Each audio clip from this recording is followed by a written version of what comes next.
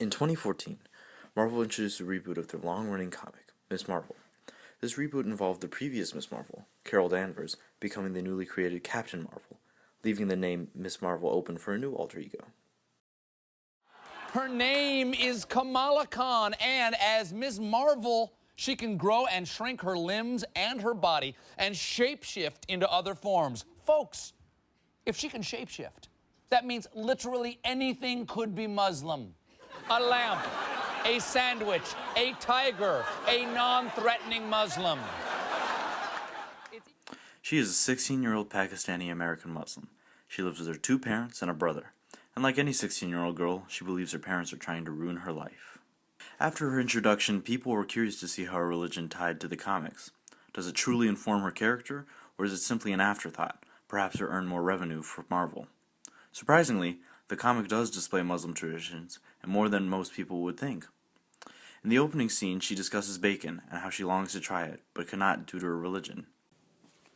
There is also an extensive scene at her mosque. Also, her brother is a devout Muslim, and the comics display this. Despite all the strives to make her a different character, there are some doubts. Cultural diversity in comics is not always successful. Inclusion screams of tokenism when not handled in a proper manner.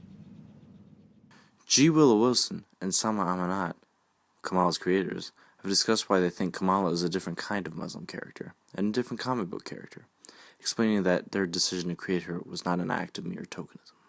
But there is in general a larger problem with the representation of Muslim Americans. Muslims portrayed on screen or in the pages of comic books, they're cab drivers or terrorists, or they're selling falafel. Very kind of patronizing, stereotypical images. The way that this story came about was very organic. There was no agenda rolling around in my head. Some moments are very familiar to me in the comic, but it's not about me. To create a story for all those little girls out there who don't see a version of themselves, particularly in pop culture and in entertainment, because that's where they're looking. They're not looking in the news. Anyway, none of this matters if nobody likes the comic. And luckily for Marvel, Kamala Khan's series has been receiving glowing reviews from critics and fans. People have been vlogging and writing extensive articles on everything there is to love about Kamala. Marvel is constantly creating interesting things, for years with their comics, and more recently with their cinematic universe, taking their most popular comics and creating movies based on them, and also taking their lesser-known properties and adapting them into films. Who knows?